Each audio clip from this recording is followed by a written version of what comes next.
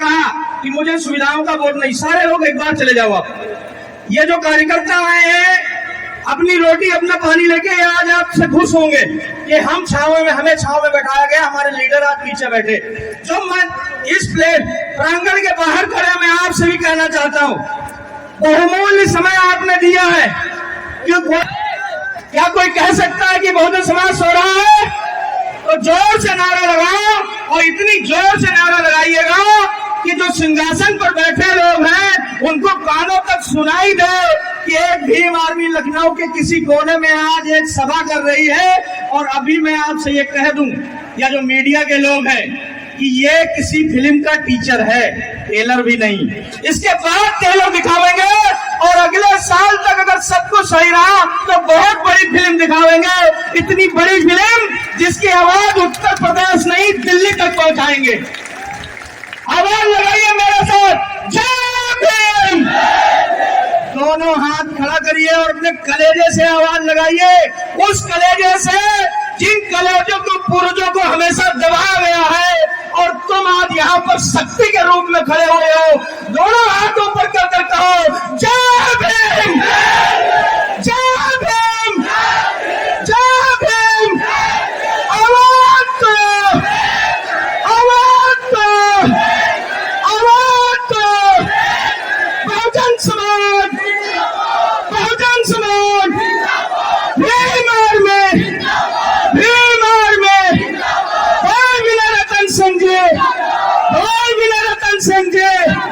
बहुत बहुत आपका आभार किया जाता है कि लखनऊ के इमामबाड़े में बहुजन समाज के लोग, जिनमें दलित, पिछड़े, मुसलमान, आदिवासी सभी लोग शामिल होंगे।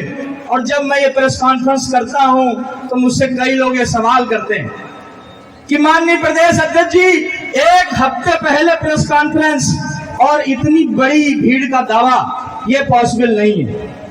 तो मैं आज उन लोगों को इस मन से जवाब देता हूं कि मन वो कार्यक्रम भी वहां से स्थगित करके हम यहाँ लेकर आए। अपने लोगों को रोका भी गया कि मत आओ, आप जितने लोग चल चुके हैं उतने लोग आओ। आप बताओ, क्या एक हफ्ते की तैयारी कम है? क्या मैं अपने लीडर जो मंच पर बैठे हैं, मैं आपसे भी अध्यक्ष जी कहना चाहूंगा कि ये एक हफ्ते के लोग हैं, जो लोगों को एक हफ्ते पहले मैसेज दिया गया। अगर एक महीना पहले दे दिया जाता तो आज लखनऊ की सड़कें नीली नीली दिखाई देती हैं। जो लोग हमें छोटा संगठन कहते हैं, जो लोग ये कहते हैं कि भीम आर्मी के नेता छोटे हैं, आज आप लोगों ने उन लोगों को जवाब दिया है लखनऊ की सरजमी से कि हम छोटे हैं, लेकिन हम कैसे बड़े हो रहे हैं ये आपको भी एहसास नहीं हो पाएगा। और मैं कह रहा हूं, आज लखनऊ में जो लोग बैठे हुए हैं, मैं हमेशा अभी एक जिले में गया था तो एक बात मैंने कही थी कि जब शहीद आजम भगत सिंह छोटे थे तो एक बार खेत में वो कुछ बो रहे थे, पेड़ लगा रहे थे, तो किसी ने कहा कि क्या बोल रहे हो? तो भगत सिंह ने कहा बंदूकें बोल रहा हूं। और वो बंदूकें जो उन्होंने कहा था वो 23 साल की उम्र में उन्होंने दिखाया। वो बंदूकें, वो बारूद उन्होंने दिखाया। जब मुझसे ये लोग कहते हैं कि ये जिले जिले जाकर ये टीम जो तैयार की जा रही है इसका मकसद क्या है, तो मैं उनको यही कहता हूं कि मैं बारूद तैयार कर रहा हूं। ये बारूद तैयार कर रहा हूं अलग अलग जनपदों में जाकर।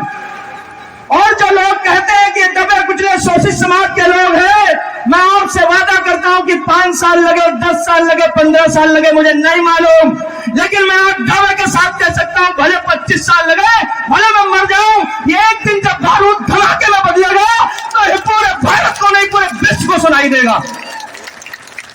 ये भीम आर्मी की जड़ें जब माननीय राष्ट्रीय अध्यक्ष जी ने 9 साल पहले एक बीज बोया था, आज इसकी जड़ें बरगद का रूप ले चुकी है, धरती के अंदर इतनी तेजी से बढ़ रही है, किसी को एहसास नहीं। ये वो नौजवान लोग बैठे हैं जिन्हें कभी जान की परवाह नहीं, जिन्हें पैसों की परवाह नहीं, जिन्हें अपने परिवार की नहीं परवाह, एक आवाज पे अपने नेता के ये जान देने को भी तैयार रहते हैं और जान लेने को भी तैयार रहते हैं। एहसास कराता हूं मैं आपको एक आवाज में, क्या आप तैयार हो? क्या आप तैयार हो?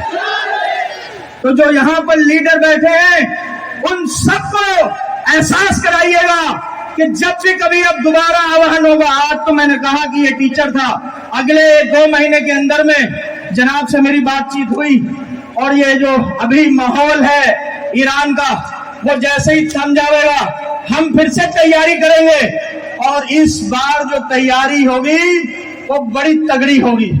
इतनी बड़ी तगड़ी तैयारी कि लोग ये एहसास करें कि ये धरती का बैलेंस बिगड़ जाएगा। क्या बिगाड़ने के लिए तैयार है? तो फिर यहां से वापस जाने के बाद जो भी महीने बचे हैं अपने संगठन को और मजबूत कर लीजिएगा। एहसास कराइएगा लोगों को, जिन लोगों ने इन गरीब मजलूमों को चीटे और मकोड़े समझ रखा है, उन तानाशाहों को एहसास दिलाइएगा कि हम चीटे नहीं हैं, हम हाथी हैं। बस केवल हम अपनी ताकत भूल गए थे, लेकिन जब भीम आर्मी संगठन बना तो उसने हमें हमारी ताकत का एहसास कराया और जब हाथी मतवाला हो जाता है तो बड़े बड़े महल खंडहर कर देता है।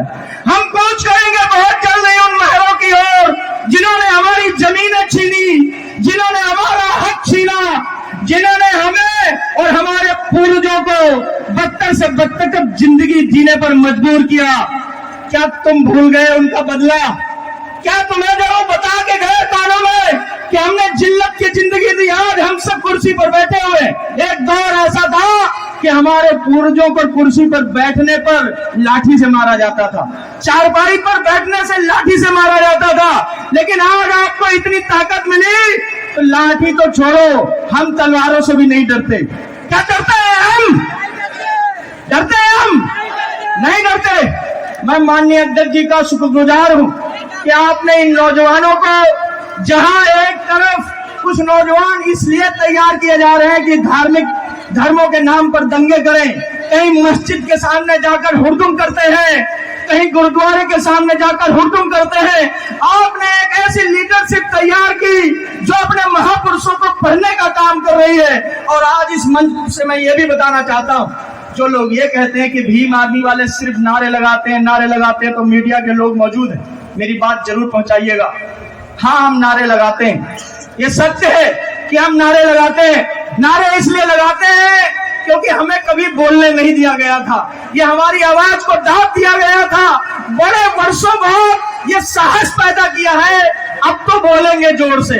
अगर तुम्हें दर्द हो रहा है तो और दर्द पैदा कीजिए, हम बराबर और जोर से बोलते रहेंगे। एक बाबा जी का मैंने वीडियो देखा, उन्होंने कहा कि भीम आर्मी को अगर जल्द से जल्द निस्ता नाबूद ना किया गया तो ये जल्द लादेन का रूप ले लेगी। देखा आपने वो वीडियो? हालांकि ऐसे बाबाओं को इतने बड़े मन से ज्यादा अहमियत देने की आवश्यकता नहीं, लेकिन मैं इतना खाली कहना चाहता हूं कि अगर आपको लगता है कि हम लादेन हैं तो आप गलत फहमी में हैं। अगर आप दुस्साहस करेंगे हमें दबाने का तो हम लादेन से भी ज्यादा खतरनाक है, इस बात को भी नोट करके रखिएगा। और मैं अपने नौजवान साथियों से कहता हूं कि अगर आज आपने अपना खून देने का वचन लिया और भीम आर्मी में सदस्यता ली है, मर जाइएगा लेकिन डरिएगा नहीं। अगर मर गए तो जैसा कि मैंने पहले कहा था कि आज नहीं तो आने वाली पीढ़ी भीम आर्मी का इतिहास लिखेगी और तुम्हारा नाम उसमें 2 लाइन का जरूर लिखा जाएगा। और जब तुम्हारी पीढ़ी कभी वो किताब उठाएगी और उसमें तुम्हारे नाम पढ़ेगी तो गर्व से कहेगी कि जब लड़ाई चल रही थी तो कुछ लोग डरे हुए अपने घरों में बैठे थे, लेकिन मेरा पिता, मेरा चाचा, मेरा भाई उस लड़ाई में लड़ा था, वो डरा नहीं था, लड़का मरा था। और मैं आज आपसे ये भी कहना चाहता हूँ कि मरेंगे तो सब, जितने प्रांगण में बैठे हैं सबको मरना है साहब, कोई जिंदा नहीं रहेगा। लेकिन ये तय करना हमारे और आपके हाथ में है कि हम डरकर मरना चाहते हैं या लड़कर मरना चाहते हैं। लड़कर मरना चाहते हैं। एक सवाल, अगर लड़कर मरना चाहते हैं तो यहां से वापस जाने के बाद में मैंने जो कहा, जो बारूद तैयार किया जा रहा था उसमें और बारूद भरने की तैयारी करिएगा।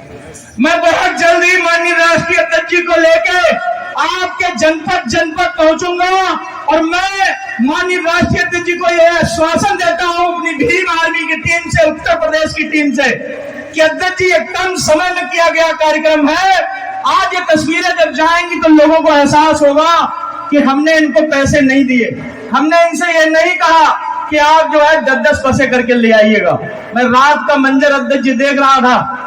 1 बजे रात में यहाँ ये महिलाएं जो सामने बैठी हुई, ये महिलाएं यहाँ घास में लेटी हुई थी। कुछ महिलाएं झंडा लगाने का काम कर रही थी। मैं जब ये देखा तो मुझे लगा कि मेरे माँ ने जिस रास्ते पे मुझे भेजा है वो रास्ता सही है। जब हमारे समाज के लोग आधी रात में आकर आधी रात में भीम आर्मी का झंडा तैयार कर रहे होते हैं तो मैं शुक्रगुजार करता हूं अपने समाज का कि मेरे समाज के लोगों, अगर मरूंगा और मरने के बाद में दफन हुआ तो इसी नीले झंडे में दफन होना पसंद करूंगा, इसके अलावा और कुछ पसंद नहीं करूंगा। और जब तक मैं रहूंगा इस बात को खुले मन से आज कहता हूं कि जब तक जीवित रहूंगा तब तक माननीय राष्ट्रीय अध्यक्ष जी के आदेशानुसार इस संगठन में जीवित रहूंगा, इस संगठन में ही मरूंगा। इसके अलावा कहीं नहीं जाने का मेरा कोई तात्पर्य रहेगा।